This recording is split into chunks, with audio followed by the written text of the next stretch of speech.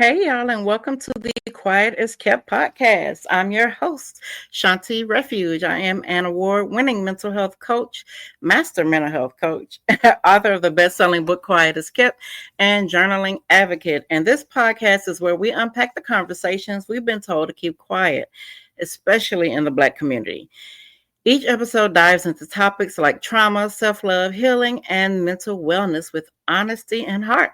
Grab your journal and get ready because what we keep quiet is often what we need to release. Let's get into it.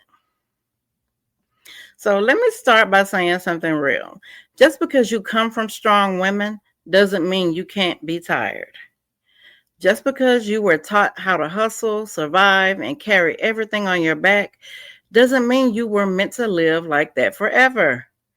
A lot of us inherited survival, and we wear it like armor. But now we're craving softness. I know I am. I don't know about y'all. I'm craving softness. We're craving room to exhale, to feel safe, to say, I need help without guilt or shame. And that shift from surviving to softening is one of the bravest things you will ever do. So let me tell y'all something that had me in my feelings.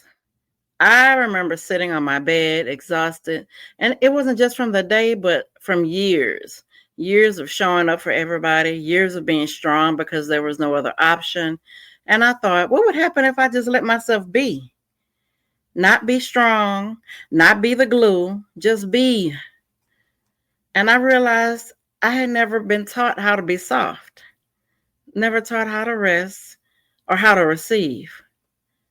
But I was so tired of surviving. I wanted peace. I wanted joy that didn't come with a price tag of pain. That moment was a turning point in my healing. And it's when I started writing about softness in my journal. And baby, that's when the shift began. So here's some science behind what we're talking about. The brain has a survival mode, also called hypervigilance, which activates under chronic stress or trauma. You're always alert, always anticipating the next threat. This is common in folks raised in unpredictable or emotionally unsafe environments. But when you begin to heal, we enter what's called ventral vagal state, a place of connection, safety, and rest. And that softness you're craving, that's your nervous system telling you it's ready to feel safe again. And my source for that is Dr. Stephen Porges' polyvagal theory. Here are your journaling prompts today. What did survival look like in the women who raised you? What part of you is craving softness right now? And how can you honor that? What would it look like to rest without guilt?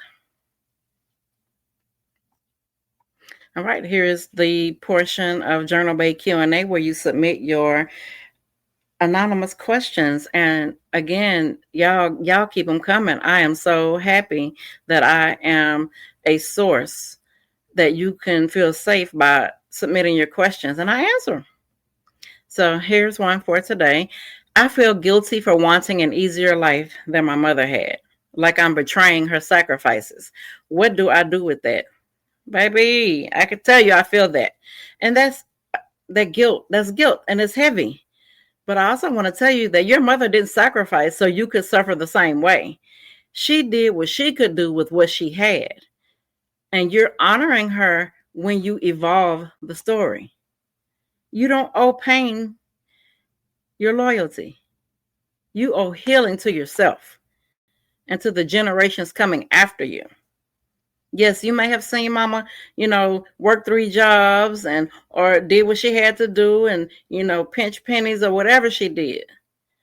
You think she did that so you can carry on the family legacy by doing the same thing? No, ma'am. She did that so that you can take the torch and do something different. So you can evolve. What parent doesn't want their child to do better than they did? Yes, I know there are some out there. And hopefully your mom is not one of them. We're going to say that your mom wants you to turn out better than she did, meaning you're not having to work 3 jobs to survive. You're not having to do this, and that, sacrifice No. And you know who's going to be watching you? Your kid. And there's oh, my mom, she didn't have to do all of that. My grandmother did, but I didn't. Okay, well, let me make it even easier. It's elevation. You're wanting to evolve, just like you want your child, if you have any, to evolve, and their and their children, your grandchildren, you want them to evolve. And it's not about forgetting the sacrifices your mom made. Like I said, she did what she could with what she had. And I guarantee you, in this day and age, you have better than what your mom had.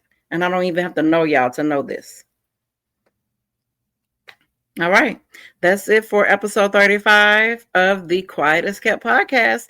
If you've been surviving for so long that softness feels foreign, just know this. Softness is not a weakness. It is sacred, it is powerful, and it is possible. Visit my website, ShawntiRefuge.com, to grab your guided journal and give yourself permission to rest, receive, and reclaim your joy, one page at a time. And as always, if this episode touched you, tag me or send it to someone who needs to hear you're allowed to be soft now. Until next time, protect your peace and stay grounded in your truth.